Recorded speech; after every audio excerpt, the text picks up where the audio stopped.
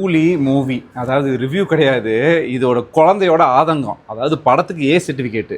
ரஜினி தாத்தா கேளு பாப்பா. ரஜினி தாத்தாட்ட, ரஜினி தாத்தா நீங்க ஏ சர்டிஃபிகேட் கொடுத்துருக்கீங்க, கிட்ஸ் எல்லாம் நிறைய உள்ளவே விட மாட்டேங்கிறாங்க, ஏன் அந்த மாதிரி படம் எடுக்க அலோவ் பண்றீங்க? ரஜினி படம்னா நாங்களாம் வருஷக்கணக்காக வெயிட் பண்ணி நாங்கள் வந்து தலைவர் படத்தை பார்க்க வெயிட் பண்ணிருக்கோம். தீவிர ரஜினி ஃபேனு இவங்க. பாவம் தேட்டருக்கு கூட்டு போக முடியல, கூலி படம் பார்க்க முடியலன்னு 2 நாளாக ஒரே அழுக ஆதங்கம். என்ன பாப்பா சொல்லு பாப்பா. ஆமா ரஜினி அங்கிள், மிஸ்டர் லோகேஷ், ஏன் இந்த மாதிரிலாம் படம் எடுக்கிறீங்க? பாருங்க பாவம் இல்லையா பசங்க? என்ன விட சின்ன பசங்கலாம் ரஜினியோட ஃபேன்ஸு. நானும் பாவம், எல்லாரும் பாவம். எதுக்கு இந்த மாதிரிலாம் படம் எடுக்கிறீங்க?